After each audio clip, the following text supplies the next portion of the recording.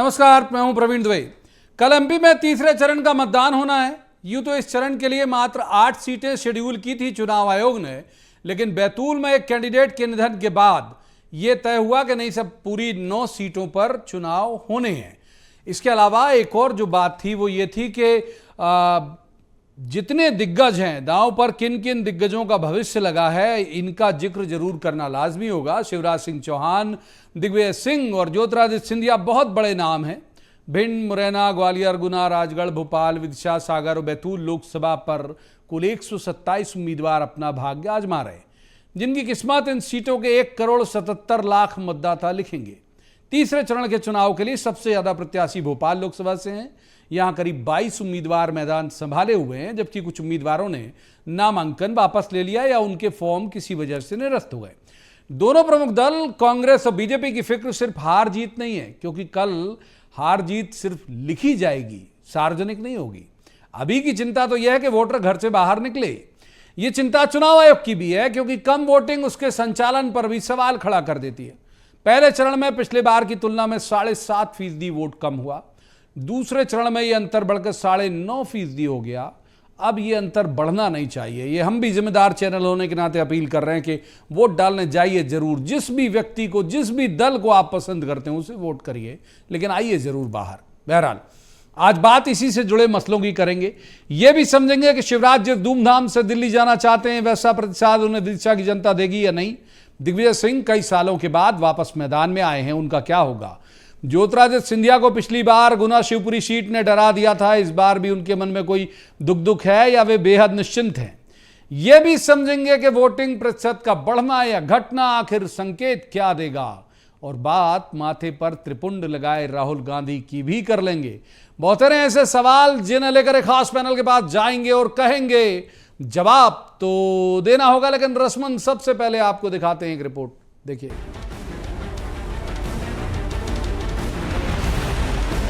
कल तीसरे चरण का मतदान एमपी में होना है। यूं तो तीसरे चरण के मतदान में प्रदेश की 8 लोकसभा सीटों पर मतदान का शेड्यूल तय हुआ था, लेकिन इस बीच बैतूल लोकसभा प्रत्याशी के निधन के बाद यहां का चुनाव भी इसी चरण में शामिल कर लिया गया।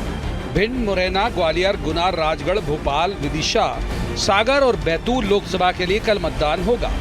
शिवराज सिंह चौहान, दिग्विजय सिंह और ज्योतिरादित्य सिंधिया जैसे बड़े नामों का भविष्य कल ईवीएम में बंद हो जाएगा। बीते 2 चरणों में गिरे वोटिंग प्रतिशत ने कांग्रेस का उत्साह बढ़ा दिया। आज भी बड़े नेताओं की रैलियां और सभाएं जारी रही।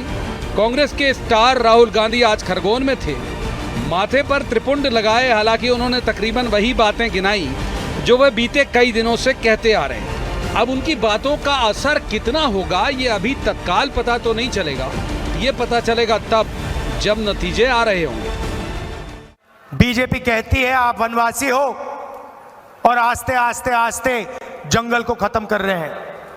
जंगल खत्म हो जाएगा तो फिर आपसे कहेंगे भैया आप कहीं के नहीं हो। और ये जो किताब है जिससे आपको आपके हक मिले, रिजर्वेशन मिला, इसको ये मिटाना चाहते हैं। इसको हम कभी नहीं मिटाने देंगे। इस किताब की हम रक्षा करेंगे। बीजेपी घटते हुए वोटिंग परसेंटेज से परेशान तो है, लेकिन उसे जाहिर नहीं कर रही। सिर्फ अपनी अंदरूनी मीटिंग्स में ही वो उस पर फोकस कर रही। तीसरे चरण में जो ज्यादा फोकस वाली सीट है उनमें विदिशा भी है, जहां जीत का मार्जिन बढ़ाने में तेजी से खुद शिवराज जुटे।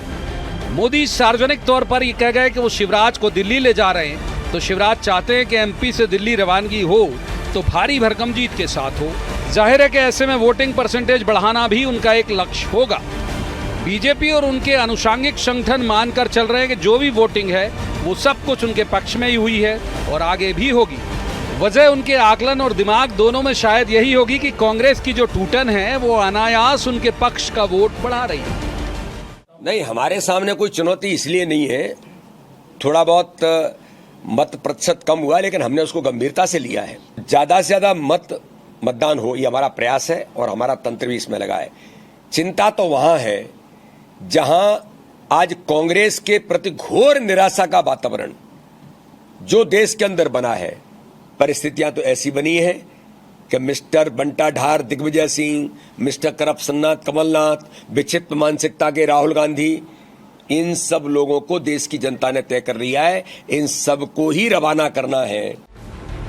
दावे और आरोप तब तक चलते रहेंगे जब तक चुनाव के नतीजे नहीं सामने आ जाते, मगर इसमें कोई दो राय नहीं कि जब लक्ष्य बड़ा होता है तो वोटिंग भी भरपूर जरूरी है। सिर्फ पॉलिटिकल पार्टीज ही नहीं बल्कि चुनाव आयोग भी इस कम वोटिंग को लेकर बहुत फिक्रमंद है। उम्मीद की जानी चाहिए कि तीसरे चरण की वोटिंग पहले दो चरण जैसे कम नहीं होगी और आंकड़े चिंताजनक भी नहीं होंगे।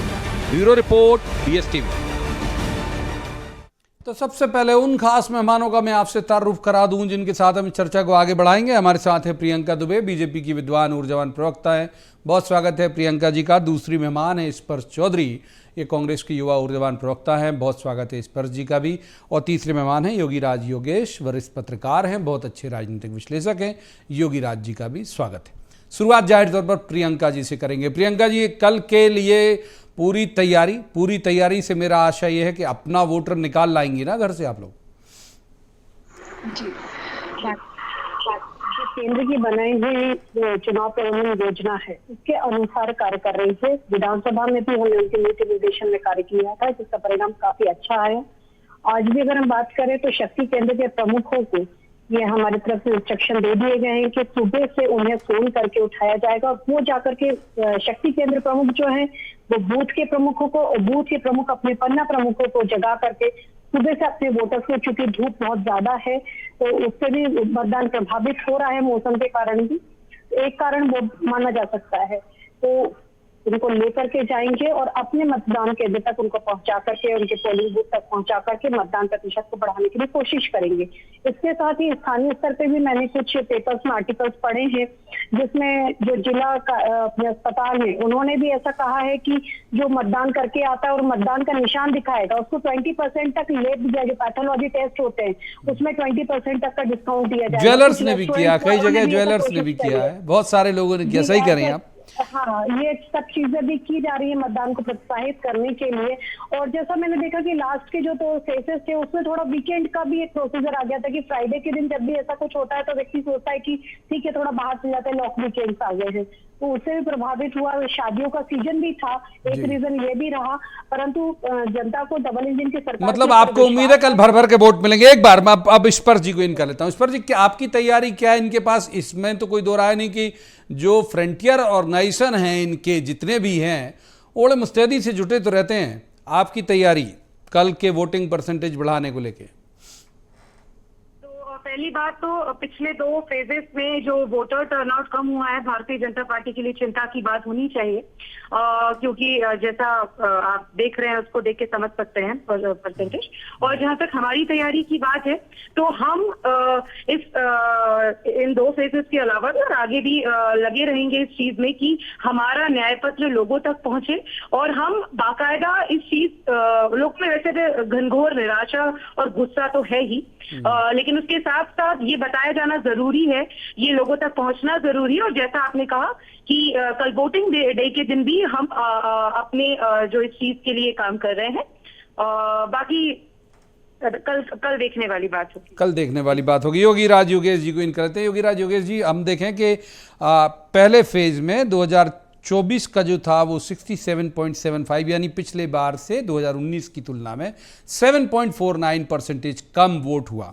और सेकंड फेज में तो ये बढ़ के 9.46 यानी 9.5% वोटिंग परसेंटेज यदि कम हो रहा है तो इसके मायने क्या? इस उदासीनता को आप कैसे परिभाषित करते हो? और दूसरी बात, क्या आप उम्मीद से हो कि कल ये और नहीं बढ़ेगा वोटिंग परसेंटेज कम होना? देखिए, मैं ये उम्मीद करता हूँ कि कल मतदान प्रतिशत बढ़े और मतदाताओं से ये अपील भी है कि वो बढ़ चढ़कर उसमें हिस्सेदारी करें।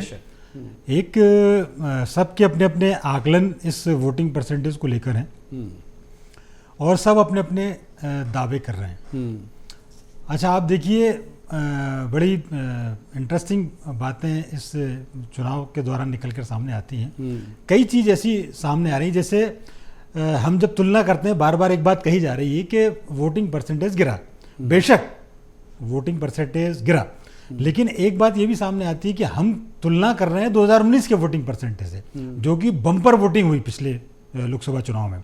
अब चूंकि हमारे सामने एक सेट टारगेट है, बेशक हम कोई ना कोई पैरामीटर और पैमाना तो रखेंगे ना तुलना के लिए। अब चूंकि उससे कम हो गया तो ये लगने लग गया कि अरे साहब ये तो बहुत मतलब वोटिंग परसेंटेज गिरा। मैं ये नहीं कह रहा कि वोटिंग परसेंटेज नहीं गिरा, लेकिन एक बड़ा टारगेट आपके पास था, उसकी तुलना में ये कम हुआ है। लेकिन इसके लिए सबकी जो भूमिका है वो थोड़ी सी इनको और एक्टिव करनी पड़ेगी। अब जैसे मैं एक बड़ी ऐसी बात कहता हूँ, रिश्तों की परिभाषा की यदि आप बात करें, अब पॉलिटिकल पार्टियां अक्सर हम जब देखते थे तो बड़ी घर घर जाके उनके कार्यकर्ता जाके बुला के लाते थे और ऐसी भूमिका में रहती थी जैसे लड़की का पिता अपनी शादी कर रहा हो। ठीक बात। चुनाव आयोग टेंट हाउस की भूमिका में आ गया, लेकिन इन दोनों को ये नहीं पता कि जो मतदाता है हल्दी चावल आज भी कुछ जगह भेजे गए चुनाव आयोग हाँ, की तरफ से हल्दी चावल जिला प्रशासन भेज रहा है कि आइए। हाँ, लेकिन इन सबको ये भी ध्यान रखना चाहिए कि भारत का मतदाता फूफाजी और जीजाजी से कम नहीं है। वो हमेशा ये उम्मीद करता है कि साहब हमें आप मनाने आए, आप दूल्हा खुद है और दूल्हा खुद है। तो आप ये देखिए कि अभी भी भारत के मतदाता ये मानकर मैं कई लोगों को ऐसा को जानता हूं जो वोट देने में इसलिए आनाकानी करते हैं कि अरे यार भाई साहब इस बार उनका फोन नहीं आया यार, तो मेरी इच्छा नहीं हुई। अरे ये क्या तरीका हुआ? मतलब आप इतने फोन नहीं आने पे उनके खिलाफ ही कर दो, लेकिन करो आप। हाँ, ठीक बात। लेकिन ये तो गलत है ना कि आप घर बैठ गए। और ये कितना बड़ा पावर लोकतंत्र में सबको मिला हुआ है जिसका उपयोग करके आप आने वाले 5 साल का भविष्य तय करते हैं। ठीक बात। एक बार प्रियंका जी के पास एक महत्वपूर्ण सवाल लेके जाते हैं। प्रियंका जी, इसमें एक अंडरलाइन करने वाला जो फैक्ट है वो है महिलाओं का। क्लेम आप लोग दोनों कर रहे हैं, विधानसभा चुनाव के वक्त से आप तब शिवराज जी भी करते थे, अभी मोदी जी भी कर रहे हैं कि महिलाओं के लिए बहुत आप लोगों ने काम बहुत किया। फिर ये तो और दनादन आना चाहिए था इनका परसेंटेज, इनका गिरने की वजह आपकी नजर में क्या है? देखिए, जैसा कि मैंने कहा कि सरकार की तरफ से योजनाएं काफी चलाई गई और ग्राउंड तक अगर हम बात करें जो 1 करोड़ लखपति दीदी जो हमारी बनाई गई या नारी बंधन अधिनियम भी जो देखा जाए, ऐसी बहुत सी योजनाएं हैं जिसमें अगर हम 50% स्थानीय आबादी को जो हम लोगों ने इलेक्शन में इलेक्ट करवाया है उनकी चर्चा कर लीजिए, या 33% आज अगर हम बात करें दूसरे मतदान में उसमें देखिए, या हमारे अभी जो 6 कैंडिडेट भी जो मैदान में, तो महिला इस चीज को समझती है। परंतु ये भी सही है कि किसी एक खास खेमे का अगर कोई महिला वोटर नाराज है तो आप उसकी भरपाई अपनी तरफ से नहीं कर सकते। कल राधिका खेड़ा जी ने जिस तरीके से और निर्मला सप्रे जी ने जिस हिसाब से बिल्कुल चरित्र चित्रण कांग्रेस का किया है, तो हम निश्चित तौर पे कह सकते हैं कि उस खेमे की महिला जो नाराज हुई है, जो रुष्ट हुई है, जो टूटी है, या उसका जो मानस टूटा है, एक राष्ट्रीय प्रवक्ता जब इस प्रकार के आरोप लगाती है तो ये काफी विचारणीय होता है और सभी के लिए होता है। तो अगर हम ये कहें कि परसेंटेज कम हुआ है, ये बिल्कुल एडमिटेड है।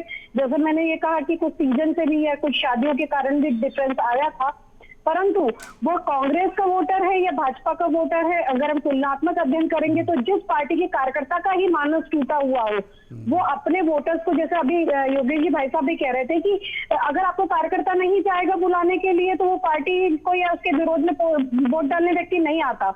वो ठगा हुआ सा जब महसूस कर रहा है, अपने आप का मानस टूटा हुआ महसूस कर रहा है, जिसकी खुद की एक राष्ट्रीय प्रवक्ता, जिसकी खुद की विधायक ये आरोप लगा रही है कि उनके साथ दुराचार होता है, वहां पे गलत व्यवहार किया जाता है, बदतमीजी की जाती है। पूर्व में भी प्रियंका चतुर्वेदी जी ने इस प्रकार के आरोप लगा के पार्टी को छोड़ा था। तो हम समझ सकते हैं कि फिर ऐसी स्थिति में, ठीक है प्रियंका जी, इस पर जी को इन करूंगा, इस पर जी यही सवाल थोड़ा सा अंतर बदल के, भाव बदल के आपकी तरफ लेके आ रहा हूं कि आप लोग ये, अच्छा शायद कुछ तकनीकी दिक्कत है उनके साथ, ये मुझे बताया जा रहा है। एक बार मैं इन कर लेता हूँ योगेश जी को। योगेश जी, यही सवाल इनका कि बालाघाट जो जिला है वहाँ महिलाओं का परसेंटेज बहुत अच्छा था, कैंडिडेट महिला थी। बीजेपी ने ज़्यादा दिए हैं, कांग्रेस ने एक दिया है कैंडिडेट, अभी तक के जो चरण हुए उसके मुताबिक बता रहा हूँ। तो क्या कैंडिडेट महिला होगी तो वोटिंग अच्छी हो जाएगी महिलाओं की, या फिर और भी कुछ वजह आप समझ पा रहे हैं? नहीं, एक मुझे यही वजह नज़र आती है कि वो जो एक सक्रियता दिखाई देती थी, उस सक्रियता का कहीं ना कहीं अभाव ज़रूर है।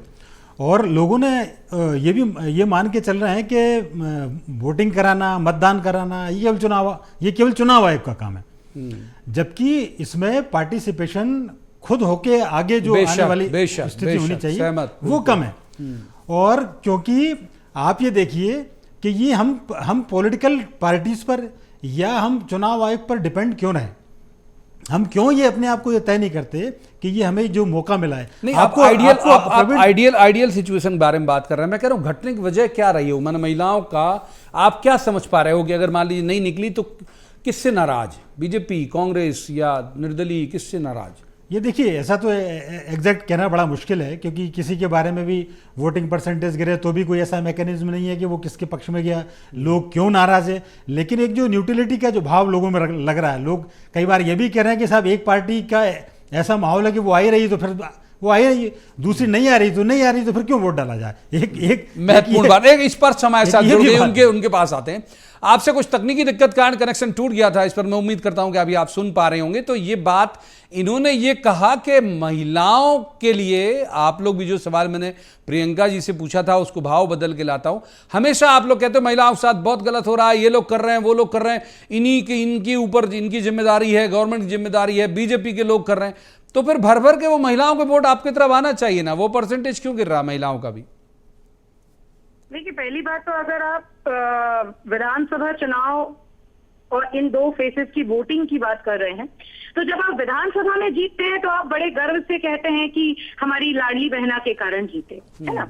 और लोकसभा चुनाव में जब 2 फेसेस के वोटिंग में महिलाओं की प्रतिशत में भारी गिरावट होती है, और ध्यान रहे कि मई 2019 में चुनाव हुआ था और मई 2024 में हुआ है, गर्मी समान बाकायदा भर भर के पड़ती है, शादियों का सीजन हमेशा होता है ना।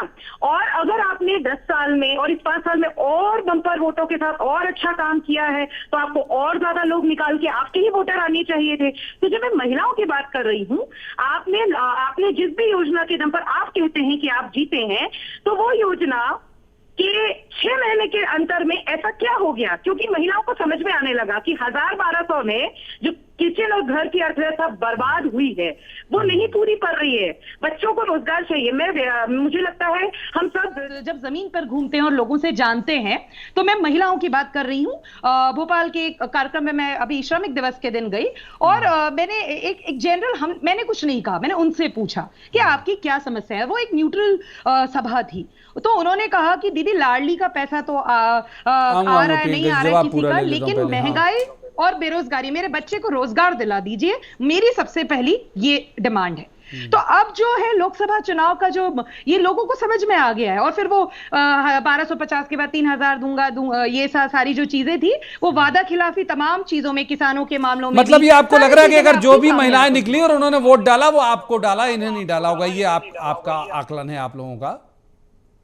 बात भारतीय जनता पार्टी को होनी चाहिए, उनका वोट परसेंटेज गिरने से सबसे ज्यादा घाटा होने जा रहा है। ठीक है, अब एक बार इन कर लेते हैं। प्रियंका जी, आप जवाब भी देना चाह रही थी, और दूसरा ये कह रहे हैं कि भाई यदि मान लीजिए वोटिंग परसेंटेज कम हुआ है, अभी ये तय नहीं है, जाहिर बात है रिजल्ट के बाद इसके एनालिसिस होते हैं कि किसके खाते से पैसा कटा, यानी वोटर कटा, ये तो वो 4 जून के बाद पता चलेगा। लेकिन कांग्रेस ये मान के चल रही है कि जो कट रहा है वो आपके अकाउंट से ही कट रहा है और इनका अकाउंट बढ़ रहा। अगर अकाउंट्स की बात करें तो पिछले 2 महीने में सबसे ज्यादा विधायक, कार्यकर्ता, और अगर उन्हीं की मैं चर्चा कर लूं, और एक कार्यकर्ता अगर 10 कार्यकर्ता को भी कनेक्ट करता है तो अकाउंट की काउंटेबिलिटी इन्हें करना चाहिए, वो भी स्पष्ट तौर पे करना चाहिए कि अगर एक विधायक टूट करके आता है तो उसके वोटर्स का क्या होगा, या एक सांसद टूट के आते हैं तो उनके वोटर्स का एक ऊपर इफेक्ट क्या होगा, या अगर एक कार्यकर्ता भी अगर बूथ स्तर का भी टूट करके आता है तो वो कितने कार्यकर्ताओं पर प्रभाव डालता है, इसका एनालिसिस मेरे ख्याल से ग्राउंड लेवल पर स्पर्श बहन जाके करती तो समझ में आ जाता कि किसका वोटर कट रहा होगा। मंच के ऊपर झूठ बोलना चलता है, परंतु ग्राउंड रियलिटी को स्वीकार करिए।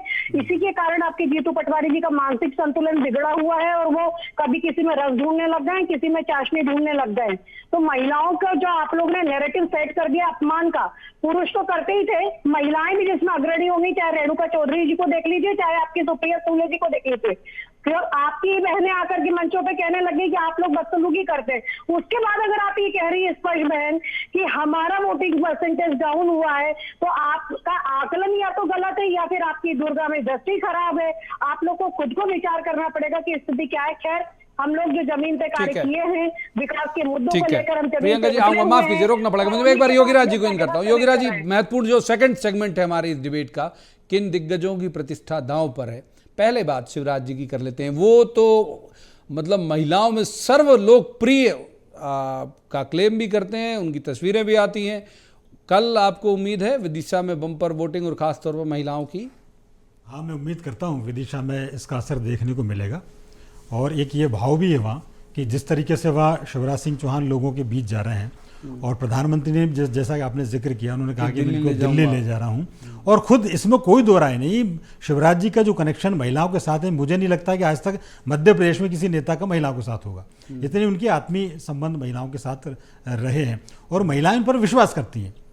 तो मुझे ऐसा लगता है कि विदिशा में वोट ऑफ परसेंटेज बढ़ेगा, खासतौर पर महिलाओं का बढ़ेगा। और आप ये देखिए सेकंड फेज की जिसका आपने जिक्र किया, ये बड़ा इंपॉर्टेंट फेज है। इसमें मध्य प्रदेश के तमाम राजे महाराजे, पूर्व मुख्यमंत्री, सब के सब इस थर्ड फेज में मैदान में है। मुझे ऐसा लगता है कि ये थर्ड फेज जो है सबसे इंटरेस्टिंग और चुनौतीपूर्ण फेज है इन चारों फेजों में जो मध्य प्रदेश में बेशक। और कांग्रेस के लिए मार्जिन वाला दिखता भी है। मुरैना में ज्यादा फोकस इनकी बड़े बड़े नेताओं का, वो उस पर जाएंगे इस पर जी बात पूछने। आप बोलिए। हाँ, नहीं बिल्कुल सही बात है। ये जो 4-5 सीटें जो हैं, अब आप देखिए कि विदिशा में तो चूंकि शिवराज जी का एक कांग्रेस भी शायद मेरी समझ से मान के चल रही होगी कि बिल्कुल सही से बात बाहर है। हाँ। थोड़ा सा जो इंटरेस्टिंग जो मामला लगता है वो मुरैना का और राजगढ़ का लगता है, क्योंकि मुरैना में त्रिकोणीय मुकाबला हो गया है और वहाँ मुरैना भिंड मुरैना की जो पॉलिटिक्स है वो पूरी की पूरी जातीय समीकरणों पर चलती है। ठीक बात। और इसीलिए वहाँ जातियों के भारी तादाद में वोट है और सबने अपने अपने प्रत्याशी वहाँ खड़े किए। राजगढ़ की जहाँ तक बात है, आप ये देखिए राजगढ़ का मामला इतना माना जा रहा है कि बड़ा फंसा हुआ मामला है। उसकी एक वजह मैं आपको बताता हूँ। दिग्विजय सिंह जी उस इलाके में पिछले 50 साल से राजनीति कर रहे हैं। दिग्विजय सिंह जी का परिवार वहाँ, और 10 साल वो उसी इलाके से चीफ मिनिस्टर भी रहे। लेकिन राजगढ़ प्रॉपर की यदि बात करें, राजगढ़ और राजगढ़ की तहसीलों की, तो राजगढ़ में डेवलपमेंट के नाम पर वहाँ के लोग ये कहते हैं कि दिग्विजय सिंह जी ने राजगढ़ में कुछ नहीं किया। कुछ जो डेवलपमेंट हुए वो रावगढ़ के आसपास हो गए। ठीक बात। तो इसलिए, और राजगढ़ में एक बात और बता दूं आपको, राजगढ़ संघ का बहुत बड़ी प्रयोगशाला। बिल्कुल, मैं बोलने वाला था। इस पर जी को इन कर लेते हैं। इस पर जी इसी सवाल को लेकर आपके पास आता हूं कि हम सेकंड सेगमेंट पे जाते हैं आज की डिबेट का। जिन दिग्गजों की का कल भविष्य लिख दिया जाएगा, ईवीएम में कैद कर दिया जाएगा, उनके बारे में आपका आकलन, उन सीटों के बारे में आपका आकलन क्या है? पहली चीज तो जनता जनार्दन से बड़ा कोई दिग्गज नहीं होता, मुझे लगता है। दूसरी चीज, अगर आप राजगढ़ सीट की बात करते हैं तो दिग्विजय सिंह जी जिस किस्म से घर घर जा रहे हैं और 10 साल के नागर जी का जो कार्यकाल रहा है उसकी अगर आप तुलना करेंगे तो आप समझ जाएंगे कि जमीन पर क्या चल रहा है। खास करके दिग्विजय सिंह की जो डोर टू डोर आप देखेंगे कि उस उम्र में भी आप जिस किस्म से जमीनी पहुंच आप रखते हैं, तो मुझे लगता है कि ये चीज जनता देख रही है। मुद्दों की बात तो है ही है, उसको हम पूरे डिबेट में और हमेशा ही करते रहते हैं कि असली मुद्दे क्या हैं। दूसरी चीज, अगर मैं मानती हूं कि महिला वोटर्स की आप बात कर रहे थे, जो हम अभी भी चर्चा कर रहे थे, तो इस चीज को जाना और समझा जाएगा हर जगह।